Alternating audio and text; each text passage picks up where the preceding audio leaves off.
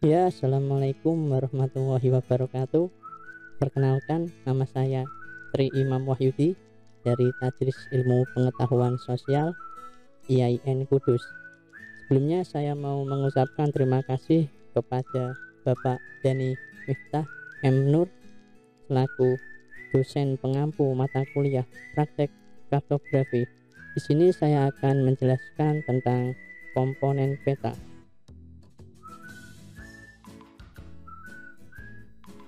Ya, apa itu komponen peta? Komponen peta merupakan informasi yang ada pada suatu peta yang meliputi judul peta, orientasi peta, skala peta, garis tepi peta, koordinat peta, inset peta, sumber peta, legenda peta, dan nama pembuat peta.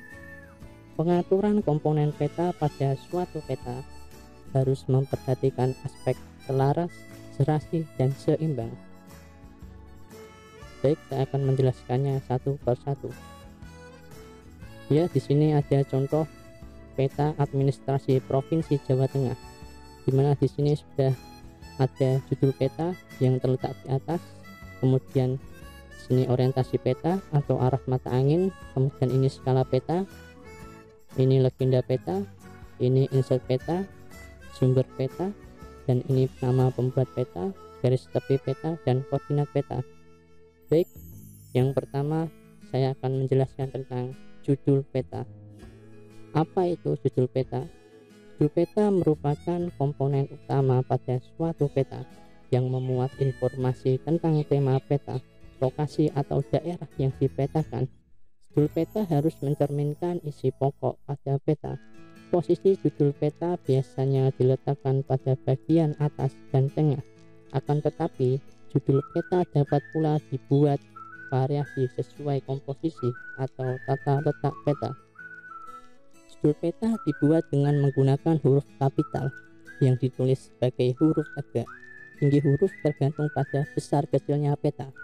Ya, di sini ada contoh sebuah peta, yaitu peta administrasi Provinsi Jawa Tengah, di mana judul peta ini dibuat dengan huruf tebal dan tegak dan huruf kapital. Posisi peta diletakkan di atas peta, yang mana judul peta dibuat dengan menggunakan huruf kapital yang ditulis sebagai huruf tegak, yang tingginya huruf tergantung pada besar kecilnya ukuran peta. Yang kedua yaitu orientasi peta. Orientasi peta atau yang biasa kita sebut sebagai petunjuk arah sangat penting dicantumkan pada sebuah peta. Dengan informasi tanda panah, maka para pembaca peta dapat mengetahui arah utara, timur, barat, dan selatan pada saat membaca peta, sehingga akan memudahkan pada saat kita untuk menentukan arah pada suatu peta. Tanda orientasi atau arah peta digambarkan dengan bentuk sederhana berupa tanda panah yang menunjuk arah utara. Tanda arah atau arah panah diletakkan pada tempat yang kosong dan tidak mengganggu bagian peta lainnya. Ya, seperti contoh gambar di samping ini ada berbagai macam orientasi peta atau mata angin. Ada yang ditulis dengan lengkap, ada yang hanya ditulis huruf utaranya saja, ada yang hanya garis anak panah kemudian ke atas. Ya, seperti itu. Ya, yang ketiga yaitu skala peta. Apa itu skala? Ya, mungkin sudah diajarkan sejak kita masih duduk di bangku sekolah dulu ya. Skala peta adalah perbandingan jarak antara dua titik di peta dengan jarak sebenarnya. Skala peta harus selalu dicantumkan pada peta karena digunakan untuk memperkirakan atau menghitung ukuran sebenarnya di lapangan. Skala yang harus dicantumkan pada peta berupa skala angka dan skala garis. Ya, seperti contoh di samping ini contoh skala peta administrasi Provinsi Jawa Tengah yang tadi ini skalanya 1:550.000. Ini skala angkanya, dan yang bawah ini skala garisnya. Penempatan skala peta selalu berada di dalam bingkai peta dan diletakkan di bawah judul peta, atau biasanya diletakkan di dalam garis tepi. Ya, mungkin skalanya bisa diletakkan mungkin contohnya ini diletakkan di bawah orientasi peta ya, dan posisi skala peta mengikuti posisi bisa diatur, misalnya ini di posisi bawah orientasi ya, kurang lebihnya seperti itu.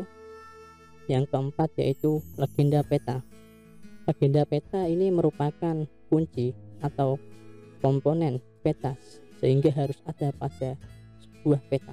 Legenda peta berisi tentang keterangan, simbol, tanda, atau singkatan yang dipergunakan pada peta.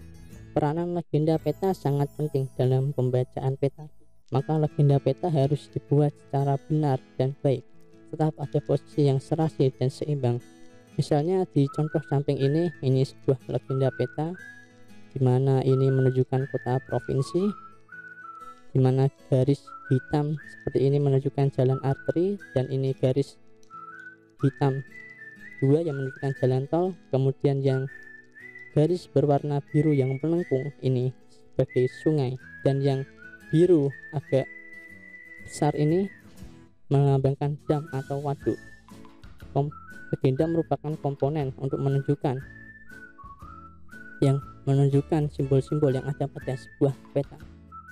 Yang kelima yaitu garis tepi peta. Garis tepi peta atau garis bingkai peta merupakan garis yang membatasi informasi pada peta tematik. Semua komponen peta berada di dalam garis tepi peta. Garis tepi peta terdiri dari 4 garis yang berhubungan pada ujungnya dan membentuk siku-siku. Misalnya di gambar ini membentuk sebuah siku-siku atau segi 4. Ini biasanya garis tepi peta dibuat satu garis, atau biasanya juga buat 2 kotaan garis ini. Tebal garisnya diatur sesuai dengan ukuran peta yang dibuat. Ini membentuk garis tepinya membentuk sebuah siku-siku, biasanya digambar dengan 1 kotak atau 2 kotak sesuai dengan kebutuhan ya. Yang keenam yaitu koordinat peta. Garis astronomi adalah garis yang menunjukkan koordinat garis lintang dan garis bujur. Garis lintang adalah garis-garis khayal yang melintang di atas permukaan bumi dari arah barat ke timur sejajar dengan garis khatulistiwa. Dan garis bujur adalah garis-garis khayal yang vertikal yang menghubungkan titik kutub utara dan titik kutub selatan. Garis lintang dan garis bujur sangat berguna dalam menentukan lokasi wilayah atau fenomena alam dan sosial yang ingin kita cari dalam suatu peta. Misalnya ini contohnya koordinat peta. Ini ada garis bujur dan garis lintang. Misalnya ini lintang utara, ini lintang selatan. Ya, misalnya ini garisnya ini yang menunjukkan koordinat garis lintang dan garis bujurnya. Ya, seperti itu. Ya, yang ketujuh yaitu insert peta. Apa itu insert peta? Peta adalah peta berukuran kecil yang disisipkan pada peta utama. Informasi yang perlu ditampilkan pada insert adalah judul wilayah dan keterangan yang perlu dicantumkan pada insert peta dibuat sederhana saja. Yang pokok harus dicantumkan yaitu tentang petunjuk lokasi wilayah. Misalnya ini di peta yang tadi saya jelaskan, ini peta administrasi Provinsi Jawa Tengah. Ini insertnya. Insert ini peta berukuran kecil sebagai penjelas peta yang utama. Ini peta Indonesia. Kemudian ini yang tanda merah ini menunjukkan bahwa ini lokasi dari Jawa Tengah, Provinsi Jawa Tengah. Ini bisa dilihat dari gambar ini ya. Yang ke-8 yaitu sumber peta. Sumber peta harus dicantumkan dalam peta tematik. Kenapa? Karena berdasarkan sumber peta dapat diketahui kebenaran peta tematik yang dibuat. Penempatan informasi sumber peta pada peta tematik diletakkan pada sebelah pojok kiri atau bawah pojok kanan. atau bawah tengah. Jangan meletakkan sumber peta di bagian atas peta, karena sumber peta bukan komponen utama peta, sehingga perlu diletakkan pada bagian bawah peta. Ini contohnya seperti gambar ini. Ini sumber petanya diletakkan di pojok kanan bawah. Ini contohnya sumber peta, yaitu indikasi batas administrasi Indonesia Bako Kanal tahun 1991, Atlas Provinsi Jawa Tengah Bako Sur Kanal tahun 2008. Ini menjelaskan sumber peta, karena kita dengan sumber peta kita dapat mengetahui kebenaran pada peta yang dibuat. Yang ke-9 yaitu nama pembuat peta. Nama pembuat peta merupakan pihak atau nama lembaga yang telah membuat dan mengeluarkan suatu jenis peta yang dicantumkan dalam peta. Nama lain dari pembuat peta yakni kartograf. Kartograf ini sebutannya ya, informasi yang berada di luar garis tepi peta. Luar hanya informasi pembuat peta yang diletakkan pada bagian luar peta yang berbatasan dengan garis tepi peta. Jadi intinya ini nama pembuat peta adalah komponen yang diletakkan di luar garis tepi, dimana yang lainnya itu diletakkan di dalam garis tepi, tapi nama pembuat peta itu diletakkan di luar dan letaknya pada sisi kanan bagian bawah di luar garis tepi.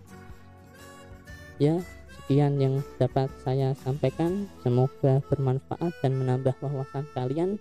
Saya meminta maaf apabila dalam penjelasannya kurang begitu maksimal. Jangan lupa like dan komen. Saya ucapkan terima kasih lagi. Assalamualaikum warahmatullahi wabarakatuh.